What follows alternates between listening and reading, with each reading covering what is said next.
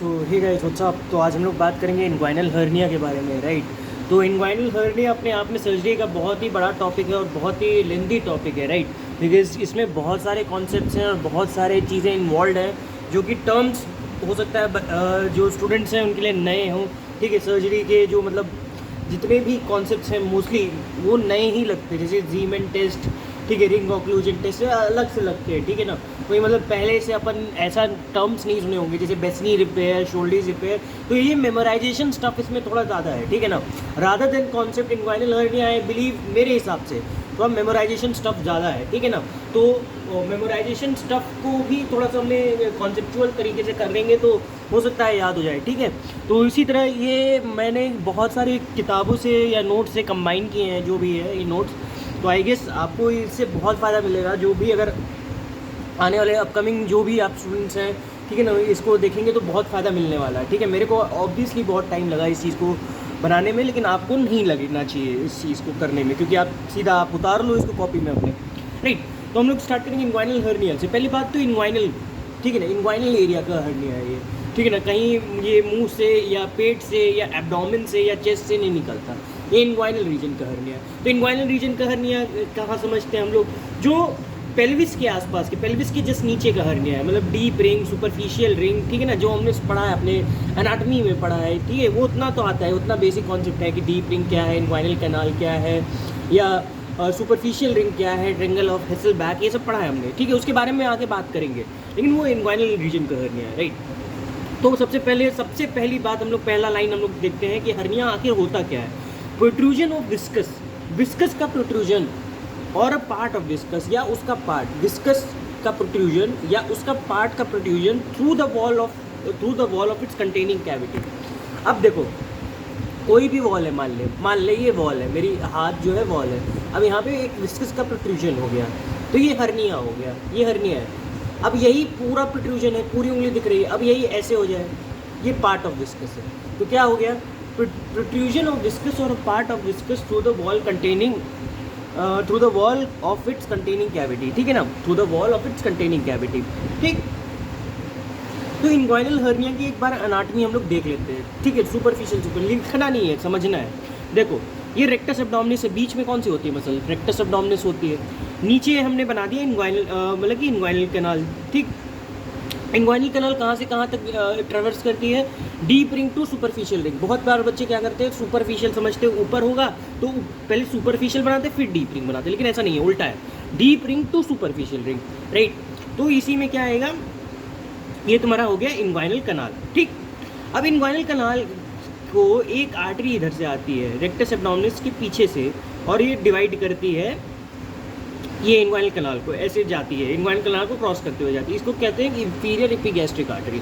अब ये क्यों हमारे लिए इम्पोर्टेंट है, क्योंकि इंफीरियर एपिगैस्ट्रिक आर्टरी और ये इन्ग्वाइनल कैनाल और ये रेक्टस एब्डोमिनिस एक ट्रायंगल बनाते हैं, उसको कहते हैं हेसेलबैक ट्रायंगल। और हेसेलबैक ट्रायंगल से ही आपका हर्निया अगर आता है तो उसी को डायरेक्ट हर्निया कह देंगे, ठीक है ना। अब डायरेक्ट और इनडायरेक्ट में भी कंफ्यूजन होता है, ठीक है ना, क्योंकि अरे डायरेक्ट कौन सा है या इनडायरेक्ट कौन सा है। डायरेक्ट मतलब इन्ग्वाइनल कैनाल से, क्योंकि इन्ग्वाइनल हर्निया पड़ रहा है तो मुझे लगता है डायरेक्ट हो सकता है इन्ग्वाइनल कैनाल से हो, लेकिन ऐसा नहीं है, ठीक है ना। तो डायरेक्ट जो होता है हेसेलबैक ट्रायंगल की, क्योंकि डायरेक्टली चला जा रहा है, अभी डायरेक्टली चला जा रहा है, उसको कोई मतलब कि वो नहीं, कैनाल नहीं क्रॉस करना है। लेकिन यहाँ पे तो इन्ग्वाइनल कैनाल क्रॉस करना है, तो इसीलिए इनडायरेक्ट हर्निया को हम लोग क्या कहते हैं, ये मतलब कि जो इस कैनाल क्रॉस करे उसको क्या कहते हैं, इनडायरेक्ट हर्निया, राइट। अब जो इंफीरियर एपिगैस्ट्रिक आर्टरी होती है वो एक्सटर्नल आइलियाक आर्टरी की ब्रांच होती है, जो कि जस्ट इन्ग्वाइनल कैनाल के नीचे से होती है, ठीक।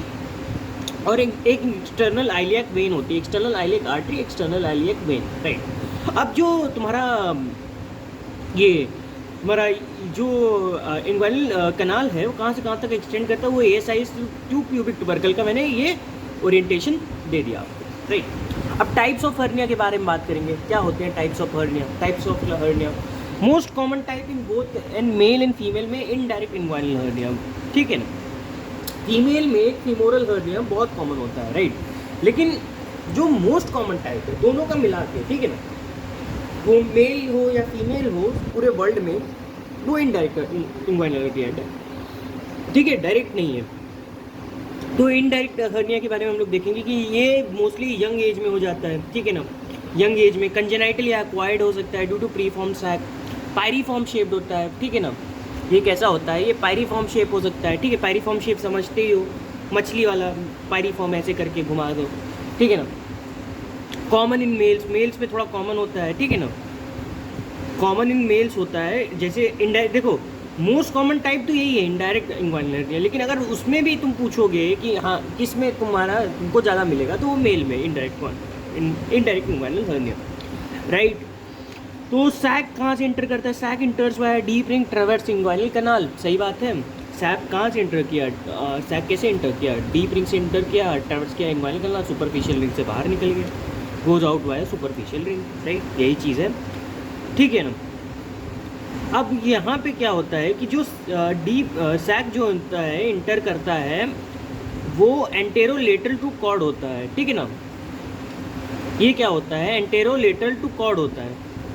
जो सैक होता है ये एंटेरोलेटरल टू कॉर्ड, अब देखो ये कॉर्ड का स्ट्रक्चर है, ठीक है ना, ये कॉर्ड का स्ट्रक्चर है, मान लो ये कोई कॉर्ड है, ठीक। जैसे देखो कॉर्ड मतलब कौन सा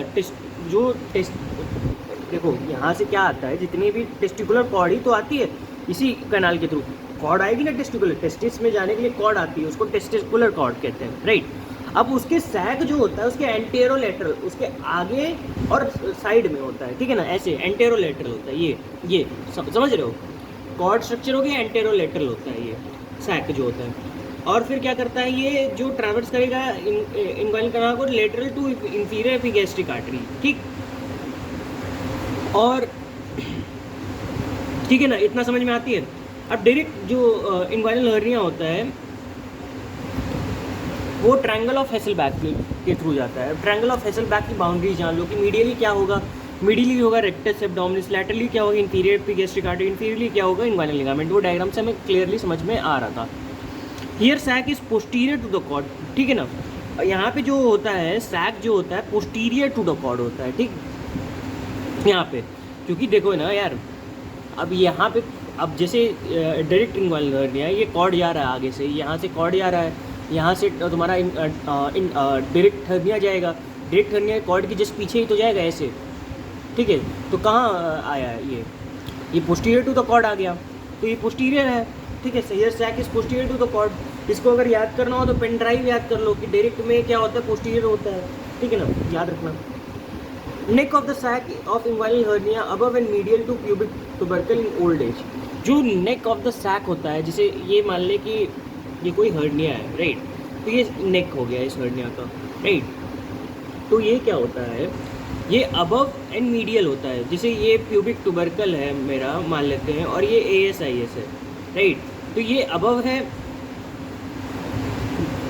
जैसे ये मान ले ASIS है, ये प्यूबिक ट्यूबरकल है, ASIS है, राइट, आई एम सॉरी, ठीक है ना। तो जो इसका सैक होता है ये अबव है और मीडियल है, ठीक है ना, ये अबव है मीडियल है, प्यूबिक ट्यूबरकल के ऐसे अबव एंड मीडियल होता है ओल्ड एज के केसेस में, राइट, ठीक है। तो इतनी बात समझ में आती है। तो नेक्स्ट हम लोग बात करेंगे इनडायरेक्ट हर्निया और डायरेक्ट हर्निया में क्या क्या डिफरेंस है, राइट। या अब देखो इनडायरेक्ट हर्निया जो होता है मोस्ट कॉमनली यंग एज में, हमने सुना था कंजेनाइटल अक्वायर्ड हो सकता है, ड्यू टू प्रीफॉर्म सैक हो सकता है, कॉमन मेल से पढ़ चुके हैं हम लोग। डायरेक्ट हर्निया क्या होता है, ओल्ड एज में कॉमन होता है। प्री डिस्पोजिंग फैक्टर क्या हो सकता है, collagen vascular disorder, collagen vascular disorder हो सकता है, जैसे मार्फन सिंड्रोम हो गया, ठीक है ना। अगर एनलर डेनलॉस सिंड्रोम हो गया, उसमें क्या कोलेजन का कम, मतलब कि कोलेजन वेस्कुलर डिसऑर्डर्स होते हैं, तो वो क्या करेंगे, कोलेजन के कम कर देंगे। कोलेजन कम हुआ तो वसल वॉल वीक होगी, एब्डोमिनल वॉल वीक होगी, तो क्या होगा, हर्निया प्रोट्रूड कर जाएगा, राइट। समझ में आती है बात। इंट्रा एब्डोमिनल प्रेशर बढ़ गया, कैसे बढ़ सकता है इंट्रा एब्डोमिनल प्रेशर, मान लो कि किसी बंदे को कॉन्स्टिपेशन हो गया, इसीलिए ओल्ड एज में सब कॉमन होता है। कॉन्स्टिपेशन हो गया बंदे को कि हाँ difficulty in menstruation, acute urinary retention हो गया, BPH प्रॉब्लम हो गई बंदे को कि हाँ बंदा BPH से सफ़र कर रहा है, स्मोकिंग, सीवियर कफ, तो बंदा क्या कर रहा है, स्मोक कर रहा है, severe cough common in males, तो इतना पहले लिख लो, ठीक है, कॉमन इन मेल्स होता है, ठीक। तो कोर्स इसका क्या, कोर्स मैंने बता दिया है, deep ring to superficial ring, pyriform shaped होता है, sac is found lateral to inferior epigastric artery, ठीक है ना। सैक जो होता है ये इंफीरियर एपिगैस्ट्रिक आर्टरी के लेटरल होता है, जैसे इंफीरियर एपिगैस्ट्रिक आर्टरी आ गई, ये लेटरल आएगा, ये सैक लेटरल है, ठीक, पायरीफॉर्म शेप का होता है। और इसका कोर्स क्या है, through Hesselbach triangle shape hemispherical, इसका पायरीफॉर्म शेप होगा इनडायरेक्ट हर्निया का, और इसका हेमीस्फेरिकल शेप होगा। Sac is found medial to the inferior epigastric, ये मीडियल होगा। तो डायरेक्ट और इनडायरेक्ट हर्निया में अगर तुमसे कोई डिफरेंस पूछे तो ये चीज़ याद रखना कि इसमें यंग, इनडायरेक्ट में यंग में होता है, डायरेक्ट में ओल्ड में होता है, राइट। इनडायरेक्ट के कॉजेज में क्या क्या हो सकते हैं, वही कि कंजेनाइटल एक्वायर्ड, और इसमें क्या क्या हो सकते हैं, कोलेजन वेस्कुलर डिसीज हो गया, कोई कॉन्स्टिपेशन हो गया, एक्यूट यूरिनरी रिटेंशन जो कि इंट्रा एब्डोमिनल प्रेशर बढ़ने के कारण से हो सकता है, स्मोकिंग, सीवियर कफ, ठीक है, मेल्स में ही कॉमन होता है ऑब्वियसली। ये कैसा शेप का होता है, पैरीफॉर्म शेप का होता है। ये कैसा होता है, हेमिस्फेरिकल होता है। इसका जो इंफीरियर एपिगैस्ट्रिक आर्टरी किधर ये लाई करेगा, ये करेगा तुम्हारा लेटरल की तरफ, ये तुम्हारा मीडियल की तरफ लाई करेगा, ठीक है ना। और ये हेसल बैक ट्रायंगल की, ये deep ring to superficial ring, इसमें कॉर्ड स्ट्रक्चर जो है एंटीरो लेटरल होगा, यहाँ पे कॉर्ड स्ट्रक्चर पोस्टीरो मीडियल होगा, ठीक है ना, क्योंकि यार ऑब्वियसली पीछे की तरफ से जा रहा है, ठीक है ना। पोस्टीरो मीडियल हो जाएगा, ये देखो यहाँ पे पोस्टीरो मीडियल, ठीक है। यहाँ एंटेरो लेटरल बताया है मैंने। इसका ट्रीटमेंट क्या क्या कर सकते हो, हर्नियोटमी, हर्नियोग्राफी, हर्नियोप्लास्टी। लेकिन जो इनडायरेक्ट हर्निया का एक चीज़ याद रखना, इसमें देखो इनडायरेक्ट में कुछ भी कर सकते हो, हर्नियोटमी भी कर सकते हो, हर्नियोग्राफी भी कर सकते हो, इसके बारे में बात करूँगा आगे, हर्नियोप्लास्टी भी कर सकते हो। लेकिन जो इसका ट्रीटमेंट है डायरेक्ट इन्ग्वाइनल हर्निया का, इसमें केवल हर्नियोप्लास्टी कर सकते हो, हर्नियोटॉमी नहीं कर सकते, हर्नियोटमी नहीं कर सकते, ठीक है ना। हर्नियोप्लास्टी केवल कर सकते हो, क्यों मैं बताऊँगा आगे।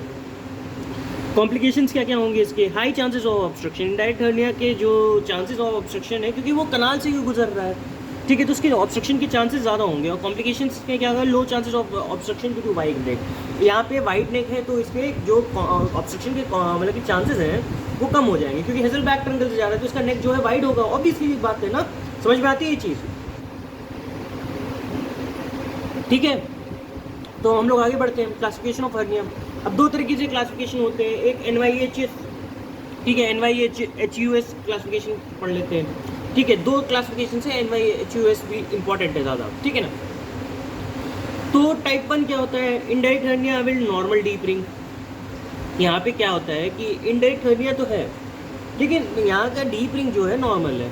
Indirect hernia with dilated deep ring, यहाँ पे जो हो गया डीप रिंग थोड़ा डायलेटेड हो गया, राइट। टाइप 3 में क्या है, posterior wall defect direct hernia, तो पोस्टीरियर वॉल का डिफेक्ट हो गया, डायरेक्ट हर्निया हो गया, पेंटालून हर्निया, इनडायरेक्ट हर्निया या फीमोरल हर्निया, राइट। तो ये पेंटालून हर्निया ऐसा होता है, कुछ ऐसा दिखता है। तो यहाँ पे क्या होगा कि देखो यहाँ पे नॉर्मल रिंग होगी, यहाँ पे डायलेटेड डीप रिंग होगी, लेकिन यहाँ पे पोस्टीरियर वॉल डिफेक्ट हो जाएगी। पोस्टीरियर वॉल डिफेक्ट के कारण से 3 हर्निया आएंगे, एक DPF करके याद करो, DPF में क्या, direct inguinal hernia, femoral hernia और पेंटालून हर्निया, ठीक है ना। ये भी इनडायरेक्ट हर्निया होता है एक तरीके का, पेंटालून। टाइप 4 की मैं बात करूँ, रिकरेंट हर्निया, ठीक है। टाइप 4 में रिकरेंट हर्निया आ जाएंगे, तो मतलब एक बार रिड्यूस कर लिया लेकिन वो फिर से हो जा रहा है, ठीक है। तो उसमें डायरेक्ट इनडायरेक्ट फीमोरल कंबाइंड सब आ जाएंगे, डायरेक्ट इनडायरेक्ट फीमोरल कंबाइंड। तो NYHUS क्लासिफिकेशन हमने क्या सीखा, टाइप 1 में डीप रिंग नॉर्मल रहेगी इनडायरेक्ट हर्निया के साथ, टाइप 2 में इनडायरेक्ट हर्निया रहेगी लेकिन डायलेटेड डीप रिंग रहेगी। टाइप 3 में क्या होगा, पोस्टीरियर एब्डोमिनल वॉल डिफेक्ट्स होंगे, और इसमें कौन कौन से होंगे, DPF, direct inguinal hernia, femoral hernia और पेंटालून हर्निया। और इसके बाद इधर क्या रहेगा, रिकरेंट हर्निया, तो इसमें भी डायरेक्ट, इनडायरेक्ट और फीमोरल हर्निया आएगा, ठीक है ना। ये हो गया तुम्हारा NYHUS क्लासिफिकेशन। अब दूसरा क्लासिफिकेशन होता है गिलबर्ट क्लासिफिकेशन, इसमें 7 प्रकार होते हैं, ठीक है ना। तो इसको याद करना बहुत आसान है, ठीक है ना, बस खाली 1-2 चीज़ें याद करनी है। पहले तो 3 में इनडायरेक्ट लिखना है। 7 टाइप्स के होते हैं, पहले 3 में इनडायरेक्ट है, ठीक है ना, पहले 3 में इनडायरेक्ट है, इनडायरेक्ट, राइट। अब इनडायरेक्ट के अलावा क्या होगा, यहाँ पे स्मॉल डिफेक्ट हो जाएगा, मीडियम डिफेक्ट हो जाएगा, लार्ज डिफेक्ट। 3 तो ऐसे ही याद हो गया, indirect small defect, indirect medium defect, indirect large defect, ठीक है, ये 3 कॉमन। अब देखो चौथे में क्या होगा, अब चौथे में आएगा डायरेक्ट, इनडायरेक्ट हो गया तो चौथे में डायरेक्ट आएगा। तो एक तो इंटायर फ्लोर का डिफेक्ट हो जाएगा, एक डाइवर्टिकुलर टाइप का हो जाएगा, ठीक है ना, डाइवर्टिकुलर बना के कर लेगा। पहले इंटायर फ्लोर आएगा फिर डाइवर्टिकुलर, ठीक है ना। ED कर लो, ED, ठीक है ना, ED, ठीक है, इलेक्शन डिपार्टमेंट कर सकते हो। अब छठे में क्या आएगा, pantaloon, both direct and indirect sac is present. Pantaloon hernia कुछ ऐसा होता है, या ऐसे बना लो, ये भी ऐसे, ठीक है ना। तो पेंटालून हर्निया में क्या होगा, बोथ डायरेक्ट और इनडायरेक्ट। अब देखो, अब यहाँ पे इनडायरेक्ट 3 हो गया, 2 डायरेक्ट हो गया, अब यहाँ पे डायरेक्ट इनडायरेक्ट दोनों आ जाएगा। और 7वां सबसे आसान, फीमोरल। 7वें पे फीमोरल हर्निया आ जाएगा। ठीक, समझ में आती है? इंटायर फ्लोर डिवेटिकुला, फिर दोनों पेंटालून हर्निया, फिर फीमोरल हर्निया। आसान सा है। NYHUS और गिलबर्ट क्लासिफिकेशन। रिस्क फैक्टर्स क्या क्या हो सकते हैं? ठीक है, रिस्क फैक्टर्स क्या क्या मैंने बता चुका हूँ, रिस्क फैक्टर्स एक बार बता चुका हूँ, लेकिन फिर से सुन लो। Weakness of abdominal wall muscles. Weakness of abdominal wall muscles क्यों हो सकता है? पेटेंट प्रोसेसेस वजाइनलिस हो सकते हैं बंदे को। टेस्टिकुलर कॉर्ड में जितने भी स्ट्रक्चर आ रहे हैं उसकी जो प्रोसेसेस वजाइनलिस अंदर होती है वो पेटेंट रहेगी। पेटेंट रहेगी तो क्या होगा? वीकनेस होगा उसमें। पेटेंट कनाल ऑफ नक, नक जो है वहाँ कनाल ऑफ नक एक होती है, उसमें पेटेंसी रहेगी। कनेक्टिव टिश्यू डिसऑर्डर्स लाइक एनलर डेनलॉस सिंड्रोम, मार्फन सिंड्रोम। ठीक है, कनेक्टिव टिश्यू डिसऑर्डर्स है बंदे को। एनलर डेनलॉस सिंड्रोम में क्या कहते हैं? रबर मैन सिंड्रोम कहते हैं ना। रबर मैन, बंदा रबर की तरह हो जाता है, वो कहीं भी फ्लेक्स कर लेगा। ठीक है ना, एकदम उसकी फ्लेक्सिबिलिटी रबर के समान हो जाती है। एनलर डेनलॉस सिंड्रोम पढ़ा होगा। प्रून बेली सिंड्रोम भी होता है। कुछ याद करने की चीज़ें हैं। एक्टोपिया वेसाइकी, ठीक है, एक्टोपिया वेसाइकी हो सकता है। एक्टोपिया वेसाइकी बेसिकली क्या होता है? यूरिनरी ब्लैडर में पढ़ना वो कॉन्सेप्ट। ठीक है ना। लोअर एब्डोमिनल इंसिजन, कोई भी लोअर एब्डोमिनल का इंसिजन, जैसे कि अगर तुम फीमेल्स में अगर तुम देखोगे तो हो सकता है सी सेक्शन के कारण से उनको हो गया हो। फेनेल्स्टीन इंसिजन जो देते हैं वहाँ पे। डिफेक्टिव कोलाजन सिंथेसिस, यहाँ पे क्या हो सकता है? डिफेक्टिव कोलाजन सिंथेसिस हो सकता है। ठीक है, obviously smoking, steroid intake, smoking एक कारण हो सकता है, स्टेरॉइड इंटेक, ये सब हो सकता है। तो क्या क्या पढ़ा? Patent procedure analysis. Weakness of abdominal wall muscles में पहले तो 3 में डिवाइड, मतलब कि 2 में डिवाइड कर लेना।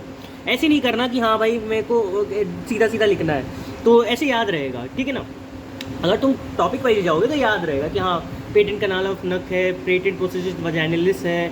ठीक है ना, कोई भी कनेक्टिव टिश्यू डिसऑर्डर जैसे कि एनलर डेनलॉस सिंड्रोम है, स्मोकिंग है, स्टेरॉइड इंटेक है, डिफेक्टिव कोलाजन सिंथेसिस है, प्रून बेली सिंड्रोम है, एक्टोपिया वेसाइकी, लोअर एब्डोमिनल इंसिजन, तो ऐसे याद रहेगा। ठीक है ना, 9 कॉज में कम से कम 6 तो याद रह जाएंगे तुम्हें। अब increase in abdominal wall pressure. अब इंक्रीज कैसे हो सकता है? यूरिनरी रिटेंशन, एब्डोमिनल मतलब कि यूरिनरी रिटेंशन हो गया बंदे को, या कॉन्स्टिपेशन, वही सब चीज़ें यहाँ पे भी आएगी। क्रॉनिक कॉन्स्टिपेशन हो गया। ठीक है, ऑब्स्ट्रक्टिव यूरोपैथी जैसे कि स्ट्रिक्चर यूरेथ्रा, BPH हो सकता है बंदे को। BPH के केसेस में भी हो सकता है ऑब्स्ट्रक्टिव यूरोपैथी। यहाँ पे यूरिनरी रिटेंशन हुआ, वीकनेस हुई और बंदा हर्निया के साथ लेके आ गया। तो BPH का पेशेंट भी आपको हर्निया की हिस्ट्री दे सकता है, इनवाइनल हर्निया की हिस्ट्री दे सकता है। तो ये ऐसा मत समझना कि ये कैसे हो गया कि BPH का पेशेंट और हर्निया हो गया इसको। ठीक है, ऐसा मत समझना। क्रॉनिक कफ की हिस्ट्री हो सकती है, बंदा बार बार खांस रहा है, उसकी एब्डोमिनल वॉल की मसल्स वीक हो गई बार बार खांसने से, तो उसके कारण से इंट्रा एब्डोमिनल मसल प्रेशर इतना ज़्यादा बार बिल्ड हुआ। COPD, bronchitis, obviously chronic obstructive pulmonary disease बंदे को हो सकता है, ब्रोंकाइटिस कर सकता है बंदे को। Heavy weight lifting, obviously heavy weight lifting, वो बार बार हैवी वेट लिफ्टिंग वो आप इसीलिए कहते हैं ना, जैसे आप किसी भी हैवी वेट लिफ्टिंग अगर आप जिम करते हो, या लड़कियों को मैं एक क्लासिक एग्जांपल दे रहा हूँ, आप एक बेल्ट बांधते हो। ठीक है ना, बेल्ट किस लिए होती है? आप जैसे आप प्रेगनेंसी के बाद एक बेल्ट बांधते हो 1-2 महीने के लिए, किसी भी बंदे को रिकमेंड करोगे, या तुम जब मसल लिफ्टिंग करते हो तो आप एक बेल्ट बांध के उठाते हो। अब वो क्यों करते हो? क्योंकि आपके उतना ज़्यादा तुम्हारे एब्डोमिनल के ऊपर प्रेशर लगेगा जब तुम ऊपर से नीचे उसको वेट को उठाओगे, कि हो सकता है तुम्हारा हर्निया प्रोट्यूट कर जाए। इसलिए बहुत सारे वेट लिफ्टर्स में आपने सुना होगा कि हाँ हर्निया हो गया इनको। वो क्यों होता है? क्योंकि वो प्रॉपर जो अपना बेल्ट है वो नहीं लगाते हैं। ठीक है ना, तो इस कारण से इंक्रीज इंट्रा एब्डोमिनल प्रेशर और क्या कर सकता है, ये हैवी वेट लिफ्टिंग में प्रेसिपिटेट कर सकता है। राइट। एसाइटिस भी एक कारण हो सकता है कि बंदे को हाँ भैया खूब फ्लूइड इकट्ठा हो गया, वहाँ पे इंट्रा एब्डोमिनल प्रेशर बढ़ा और बंदा हर्निया के साथ आ गया। सीडोमेक्सोमा पेरिटोनाई, इसका केस थोड़ा सा आइडेंटिफिकेशन बहुत मुश्किल है। राइट, एसाइटिस के लिए याद रखना इस चीज़ को। सीडोमेक्सोमा पेरिटोनाई हो सकता है, या प्रेगनेंसी के केसेस में हो सकता है, तो ये सब चीज़ें भी याद रखने वाली है। ठीक है ना, इंट्रा एब्डोमिनल प्रेशर बढ़ गया। ठीक, अब एनाटॉमी ऑफ हर्निया। तो हर्निया बेसिकली तुम देखोगे क्या क्या देखोगे? सोचो, माउथ देखोगे। ठीक है ना, कोई भी जैसे तुम एक काम करो ना, तुम एक बैलून ले लो, बैलून में पानी थोड़ा सा भर दो। ठीक है ना, तो उसको हर्निया समझ लेना कि हाँ हर्निया है, वहाँ से उस पर इसको बांध दो, यहाँ से मतलब कि बांध दो। ठीक है ना, तो उस बैलून को तुम समझ लो हर्निया है। राइट, तो उसका एक माउथ होगा, ऑब्वियसली बैलून की तरह ही तो दिख रहा है माउथ, फिर उसका नेक होगा जहाँ से तुमने बांधा, फिर एक होगा बॉडी। ठीक है, उसका बॉडी होगा, लेकिन जो प्रोमिनेंट पोर्शन है, सबसे प्रोमिनेंट वाला, जो सबसे नीचे का हिस्सा जहाँ पे तुम बैलून ऐसे हाथ पे रखोगे, तो क्या होगा? फंडस होगा। बेसिकली उसको क्या कहते हैं? फंडस कहते हैं। याद रखना इस चीज़ को। फंडस का कॉन्सेप्ट बेसिकली लोग नहीं समझते, वो समझते हैं बॉडी, फंडस क्या डिफरेंस है पूछते हैं। तो most prominent part of the hernia, most मतलब कि जो हमारे उस पर बेस ऑफ द हर्निया कह सकते हो एक तरीके से, उसको क्या कहते हैं, फंडस कहते हैं, ठीक है ना, ये चीज़ होती है। अब इनडायरेक्ट इन्वाइरल हर्निया के टाइप्स क्या क्या होते हैं, ठीक है ना। इनडायरेक्ट इन्वाइरल हर्निया, इनडायरेक्ट कौन सा वाला है, जो डीप रिंग से सुपरफिशियल रिंग की तरफ आ रहा है। 3 तरीके के हो सकते हैं। BFC, KFC सुना है, KFC सुना होगा ऑब्वियसली, अगर नहीं सुना है तो आप पता नहीं किस दुनिया में रह रहे हो, बहुत ज़्यादा पढ़ रहे हो, ठीक है, हो सकता है आपका नीट पीजी का सिलेक्शन हो जाए, ठीक है। अगर KFC नहीं सुना है तब भी हो सकता है, कोई दिक्कत वाली बात नहीं है, ठीक है ना। नहीं सुना है तो आप बेवकूफ़ हो, ठीक। तो ब्यूबनोसील के बारे में हम लोग बात करेंगे। सबसे पहले ब्यूबनोसील क्या होता है। सुनने में अटपटा, देखो मैं मानता हूँ कि ये सब चीज़ें थोड़ी अटपटी सी सुनने में लगेंगी, हाँ ब्यूबनोसील, फुंजिकुलर, क्या क्या है यार, दिमाग खराब कर रहा है, नहीं समझना है। ब्यूबनोसील क्या होता है, हर्निया कन्फाइंड टू इन्वाइनल कनाल। अभी जो हर्निया है वो बाहर नहीं आया, वो इन्वाइनल कनाल में अपना कन्फाइंड है, मस्त वहीं है अभी, ठीक है, इन्वाइनल कनाल में, ठीक है ना। इसीलिए देखो ये तुम्हारा स्क्रोटम है, ये यहाँ पे हर्निया है, वो अभी इन्वाइनल कनाल में, और अभी वो बाहर नहीं आया, उसका मन नहीं है बाहर आने का। फनिकुलर में क्या होता है, ये थोड़ा फनी होता है, ये कहता है कि मैं ना तो पूरी तरीके से बाहर आऊँगा, ना तो पूरी तरीके से अंदर रहूँगा। तो क्या करता है ये, processus vaginalis is close just above the epididymis. ये थोड़ा सा एपिडिडाइमिस जो इसका प्रोसेसिस वजाइनलिस है, ये क्लोज कहाँ हो जाता है, जस्ट अबव द एपिडिडाइमिस। ये एपिडिडाइमिस हो गया मान ले, ठीक है ना, मान लेते हैं एपिडिडाइमिस, ये क्लोज करके just above the epididymis, processus vaginalis is close just above the epididymis. अब देखो फनी होता है, इसीलिए इसका नाम फनी हमने रखा है, ठीक है, क्योंकि साला ना आता ही है ना जाता ही है, ठीक है, बीच में अधर में लटका रहता है। कंप्लीट स्क्रोटल हर्निया क्या होता है, ये hernia sac comes up to the base of scrotum, ये पूरा बेस ऑफ द स्क्रोटम पे आ जाएगा। Testis appear to lie in the base of scrotum, testis जो होता है अपीयर कर जाएगा कि लाई कर रहा है बेस ऑफ स्क्रोटम पे, राइट। जो कि हर्निया है ये पूरा अभी कंप्लीट नाम है इसका BFC। तो ये क्या होता है, कंप्लीटली हर्निया जो होता है बेस ऑफ द स्क्रोटम पे आता है, इसीलिए क्या कहते हैं, कंप्लीट या स्क्रोटल हर्निया, ठीक है। तो इसके क्लिनिकल फीचर्स क्या क्या हो सकते हैं भाई, क्लिनिकल फीचर्स हर्निया के क्या, इन्वाइनल हर्निया के क्या क्या हो सकते हैं। Swelling in inguinal scrotal region, increase permanent on coughing, right.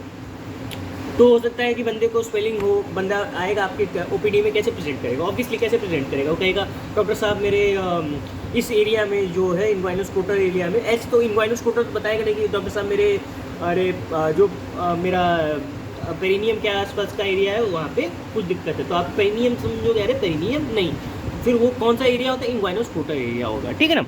Perineum भी वो नहीं बोलता है, कहता है नीचे सब तकलीफ है सीधा, ठीक ना, आपको डिसिफर करना है कि इन्वाइनल स्क्रोटल एरिया रीजन होता है। अब इसकी क्या होती है, प्रोमिनेंस जो होती है इसकी बढ़ जाती है कफिंग पे, इसकी जो है प्रोमिनेंस हो जाती है वो बढ़ जाती है कफिंग पे। कफिंग कफ करेगा बंदा मान ले कफ करेगा तो वो प्रोमिनेंट हो जाएगा हर्निया, ठीक है। Progressive increase in size over period of time, अब ये ऐसा नहीं है कि रिग्रेस कर जाएगा, वो इंक्रीज ही करता रहेगा, ठीक है ना। तो स्टार्टिंग में तो देखो इन्वाइनल हर्निया के क्या होता है, पेशेंट स्टार्टिंग में लगता है यार क्या जाए डॉक्टर के पास, थोड़ा इसमें तो है, क्या दिक्कत है, जब दर्द नहीं कर रहा तो क्या जाएगा डॉक्टर के पास, लेकिन वो दिन पर दिन वो बढ़ता ही जाएगा, और वो तकलीफ उसको क्या होगा, वो उसकी थोड़ी सी क्रोनिक हिस्ट्री होगी, 2-3 महीने की हिस्ट्री रहेगी। तो डॉक्टर साहब पहले तो छोटा सा था, मैंने ध्यान नहीं दिया, फिर धीरे धीरे बढ़ता गया, ठीक है ना। तो ये एक चीज़ हो सकता है। अब कंटेंट पे भी कुछ बेस करते हैं कि भाई कि कंटेंट पे भी बेस होता है, हो सकता है इस हर्निया में इंट्रोसील मतलब क्या होता है, स्मॉल इंटेस्टाइन इनिशियल, देखो कंटेंट के कारण से 2 तरीके डिवाइड करेंगे, एक इंट्रोसील होता है, एक ओमेंटोसील होता है। अब इसकी जो इसको डिफ्रेंशिएट कैसे करना है कि इनिशियल पार्ट जो होता है इंट्रोसील का वो डिफ़िकल्ट टू रिड्यूस होता है। क्यों इनिशियल पार्ट क्यों डिफिकल्ट होता है, क्योंकि पूरा इंटेस्टाइन आके लत एकदम भरा है तो पूरा हर्निया में, ठीक है ना, एकदम बॉगी सा फीलिंग दे रहा है। लेकिन जब उसको रिड्यूस कर लोगे तो लास्ट पार्ट उसका बहुत मस्त रिड्यूस होगा, easy to reduce with gurgling sound, क्योंकि भाई एयर है लास्ट पार्ट में, थोड़ा ही बचा है, वो गर्जलिंग साउंड के साथ आएगा, गर्जलिंग साउंड होगा। तो इसकी कंसिस्टेंसी कैसी होती है, इसकी कंसिस्टेंसी होती है इलास्टिक कंसिस्टेंसी, ऑब्वियसली बावल है इलास्टिक टाइप का लगेगा, ठीक है ना। ओमेंटोसील जो होता है इनिशियल तो बहुत मतलब कि इजी होता है कि रिड्यूस करने में, initial very easy to reduce, initial तो बहुत आराम से है, लेकिन लास्ट पार्ट जो होता है डिफिकल्ट होता है रिड्यूस करना। इसकी कंसिस्टेंसी डफी होती है और momentum get adhere to the funds, momentum जो होता है अडेयर कर जाता है फंडस से। तो ये एक चीज़ याद रखना, इंट्रोसील ओमेंटोसील, ठीक। इनिशियली कौन सा डिफिकल्ट होता है रिड्यूस करना, इंट्रोसील। लास्ट वाला गर्जनिंग साउंड के साथ कौन सा रिड्यूस हो जाता है आराम से, इंट्रोसील। और फिर उसके बाद इलास्टिक कंसिस्टेंसी किसकी होती है, इंट्रोसेल की, और उसी का अपोजिट मोस्टली ओमेंटोसिल, राइट। अब इसकी क्लिनिकल एग्जामिनेशंस की हम लोग बात करेंगे, ठीक है। तो इसमें कफ इम्पल्स तो प्रेजेंट रहेगा भाई, कि कफ करेगा तो बंदा लेकिन उसका हर्निया जो है वो बाहर आएगा, प्रोमिनेंट हो जाएगा। अब इसमें कुछ टेस्ट होते हैं, उसको टेस्ट के नाम जान लो। 3 फिंगर टेस्ट होता है, उसको क्या कहते हैं, जीमेन टेस्ट। और जीमेन टेस्ट को मैंने अगर 3 फिंगर्स में डेमोन्स्ट्रेट करूँ तो ये 3 फिंगर्स रहेंगे, ठीक है ना। एक इंडेक्स हो गया, ये इंडेक्स फिंगर, ये मिडिल फिंगर, और ये रिंग फिंगर। तो अगर मान ले कि कैसे हर्निया का, मान ले कि कैसे होता है हर्निया, ये मान ले कि ये तुम्हारी डीप रिंग है, ये सुपरफिशियल रिंग है, और ये फीमोरल रिंग है। तो यही बस यही करना है तुम्हें, और कुछ नहीं करना। ये 3 उंगली लगा देनी है ऐसे। Keep the patient lie down, patient को लाई डाउन करने के लिए कहो कि भैया आप लेट जाइए। Place the index finger on the deep ring, ठीक, डीप रिंग पे हमने रखा। इनडायरेक्ट हर्निया को वो डायरेक्ट करेगा। अगर तुम खांसने को बोलोगे अभी कहोगे तो अगर वो इंडेक्स फिंगर पे आ रहा है बंदे का तो इम्पल्स, तो आप समझ जाओगे कि हाँ इसको भाई कुछ तो डीप रिंग में दिक्कत है, ठीक है। मिडिल फिंगर तुम दोगे सुपरफिशियल रिंग पे, ठीक है ना, मिडिल फिंगर सुपरफिशियल रिंग पे दोगे, ठीक है ना। तो वो हो सकता है कि वो डायरेक्ट हर्निया को मतलब कि करेगा, ठीक है, सुपरफिशियल रिंग पे, क्योंकि वहीं से तो आ रहा है। मतलब देख समझ रहे हो क्या चीज़ मैं कहना चाह रहा हूँ, ठीक है ना। तो डायरेक्ट हर्निया हो जाएगा सुपरफिशियल रिंग पे, क्योंकि भाई उसी के जस्ट बगल में भाई हेसलबैक ट्रायंगल है, जस्ट उसके जस्ट उधर ही है ना। Ring finger on the safeness opening, अगर सेफनेस ओपनिंग पे है तो भाई ऑब्वियस सी बात है कि फीमोरल हर्निया होगा। तो ऐसे ये 3 उंगली लगा देना। और अगर नहीं याद होता है, बाई चांस नहीं, कभी कभी याद होता है, ठीक है, चीज़ होगा तो ऐसे याद कर लेना। आईडी मिसेस सुपर रस्फा, क्या है ये?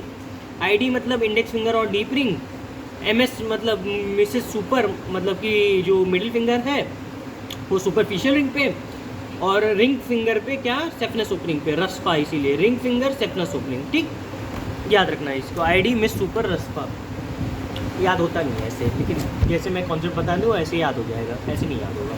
कितना मेमोरी याद कर दो यार, ठीक है, मेमोरी याद करने का भी लिमिट होता है, समझे। रिंग ऑक्लूजन टेस्ट की तो मैनेजमेंट हम लोग अगली क्लास में देखेंगे। अभी डीप रिंग ऑक्लूजन टेस्ट देख लेते हैं क्या होता है deep ring occlusion test. Keep the patient lie down, patient को कहो भैया आप लेट जाइए again. Occlude the deep ring with thumb से इसका डीप रिंग ऑक्लूड कर दो, ठीक है ना। आस्क हिम टू कफ, इससे कहो कि भाई आप खासो, ठीक है ना। इफ़ इट नेवर अपीयर्स, अगर वो नहीं आ रहा है, अगर वो नहीं आ रहा है तो इनडायरेक्ट हर्निया है। अगर वो आ रहा है तो वो डायरेक्ट हर्निया है। समझ रहे हो क्या कहना चाह रहा है? देखो क्या कह रहा है, मान ले कि तुम्हारा मैंने डीप रिंग को ऑक्लूड कर दिया, ठीक है ना, कफ करने के कहा। अगर हर्निया जो है नहीं आ रहा है, नहीं आएगा क्यों? क्योंकि हमने डीप रिंग को ऑक्लूड कर दिया भाई। अब वो खांसेगा अभी तो कोई मतलब नहीं है उसका, क्योंकि हमने ऑक्लूड करके रखा है, हर्निया को दबा के रखा है, तो वो बाहर थोड़ी ना आएगा, प्रोमिनेंट थोड़ी ना होगा। समझ रहे हो बात को? वहाँ पे हमने फील किया था कि हाँ, वहाँ पे हमने ऑक्लूड नहीं किया था, हमने फील किया था। यहाँ पे हम ऑक्लूड कर रहे हैं, रिंग फिंगर ऑक्लूजन टेस्ट, समझे। और अगर बाहर आ रहा है तो हमने तो ऑक्लूड तो हर्निया को अभी किया नहीं, तो क्या होगा, वो बाहर आ जाएगा। समझते हो ये बात? ये बात समझ में आती है? आई नो थोड़ा टफ है लेकिन आना चाहिए, ठीक है। फॉल्स पॉजिटिव कब होगा? फॉल्स पॉजिटिव कि हम लोग पूरी रिंग को ऑक्लूड ही नहीं कर पाए, डीप रिंग वाइड हो गई। अब क्या होगा, अभी एक होता है पेंटालून हर्निया, कि पेंटालून हर्निया हो सकता है कि डायरेक्ट और इनडायरेक्ट का कॉम्बिनेशन हो गया, तो बंदा अगर वो खांसेगा भी, भले ही वो इनडायरेक्ट हर्निया हो, लेकिन वो डायरेक्ट का भी कंपोनेंट है उसके साथ, पेंटालून हर्निया, ठीक है ना, वो आ जाएगा, हो सकता है। अब एक होता है finger imagination test. Finger imagination test में क्या करते हैं, देखो, through the scrotum put little finger inside. अब स्क्रोटम के थ्रू हमने अपना लिटिल फिंगर, ये वाला फिंगर इनसाइड डाला, इंटर इनटू कनाल, अपने कनाल पे ने गया। ये करते नहीं है जनरली, ठीक है ना, लेकिन हो सकता है आप लोग इंटरेस्टेड हो करना है इसको। स्क्रोटम के थ्रू हमने लिटिल फिंगर डाला, इंटर करा कनाल के अंदर। Ask the patient to cough, patient को कहा कि कनाल के अंदर उंगली है, आस्क करेंगे पेशेंट को कफ। अगर hernial impulse felt at tip of finger, अब यहाँ पे टिप ऑफ फिंगर पे फील हुआ हर्नियल इम्पल्स यहाँ पे, ठीक है ना, तो इनडायरेक्ट आ रहा है क्योंकि कनाल के अंदर उंगली है और ठीक है टिप पे आ रहा है ऐसे ऐसे, ठीक। टिप ऑफ फिंगर पे आया तो इनडायरेक्ट हर्निया है, अंदर गए टिप ऑफ फिंगर पे आया। लेकिन अब ठीक है, अब लेकिन जब हम लोग पल्प ऑफ फिंगर से वही चीज़ करेंगे, पल्प ऑफ फिंगर, ये मान लें कि पल्प है, ये पल्प है फिंगर का पल्प, ये तो इसका भाई टिप है, टिप से भाई इनडायरेक्ट हर्निया आ रहा है यहाँ पे ऐसे ऐसे, ठीक है, और डायरेक्ट हर्निया कैसे आएगा, ऐसे ऐसे क्यों, ऊपर से, ठीक, समझ रहा है, पोस्टीरियर, ठीक। तो पल्प ऑफ फिंगर पे डायरेक्ट, अगर नहीं याद होता पाद याद रख लो, ठीक है, simple and easy, pulp of finger पे डायरेक्ट हर्निया, खत्म बात, ठीक है ना। थोड़ा सा इमेजिनेशन देखो, सर्जरी ऐसा सब्जेक्ट है ना जहाँ पे हम आपको सब चीज़ें नहीं करके दिखा सकते, यहाँ पे आपको अपनी सोच और अपना दिमाग हमेशा खुला रखना है, ठीक है ना। सर्जरी ऐसा सब्जेक्ट है, मेडिसिन में हो सकता है आप सोच के कर सकते हो, सर्जरी में आप नहीं सोच सकते। सर्जरी में आपको अपना दिमाग खुला रखना होगा और थोड़ा सा कॉन्सेप्ट अपने अच्छे करने होंगे, पक्के करने होंगे कॉन्सेप्ट, क्योंकि सर्जरी में कुछ भी चीज़ अप्रॉक्सीमेट नहीं होती। मेडिसिन में हर चीज़ अप्रॉक्सीमेट होती है, सर्जरी में अगर आप अप्रॉक्सीमेशन करने जाओगे आप भारी ब्लंडर करोगे, क्योंकि वहाँ कुछ भी अप्रॉक्सीमेशन पे नहीं चलता, वहाँ पे काम दिमाग पे काम होता है, ठीक है ना, समझ रहे हो। चलो, other advantage of finger imagination test क्या होता है, other advantage of finger imagination test क्या क्या हो सकते हैं। Look for posterior wall weakness, अब इसको क्या हो सकता है, पोस्टीरियर वॉल वीकनेस के लिए हम लोग ऐसे डाला, हमने चेक किया कि हाँ भाई पोस्टीरियर वॉल की कुछ वीकनेस तो नहीं है बंदे को, नहीं कि बंदे को मान ले कि कोई पोस्टीरियर वॉल की वीकनेस समझ में आ रही है हमको कि हाँ बंदे के भाई पोस्टीरियर वॉल वीकनेस हो गया बंदे को, है। Superficial ring laxity can be noted, superficial ring की जो है हमने लैक्सिसिटी नाप ली कि हाँ भाई उसका लैक्स तो नहीं है सुपरफिशियल रिंग, ठीक है ना। सुपरफिशियल रिंग की हमने क्या किया, लैक्सिसिटी नाप ली कि हाँ भाई उसका लैक्स तो नहीं है बंदे का, सुपरफिशियल रिंग, ठीक है ना। तो ये चीज़ें होती हैं आपके, अभी तक जितना भी मैंने आपको बताया कि हाँ इतना मैनेजमेंट, अब मैनेजमेंट की बात मैं अगले वीडियो में करूँगा, लेकिन अगर इतनी बात आपको समझ में आती है तो आई गेस इतना लेक्चर लेना मेरा सफल हो गया और आई गेस आपको समझ में आया होगा। मिलते हैं आपसे नेक्स्ट वीडियो में, तो तक के लिए बाय।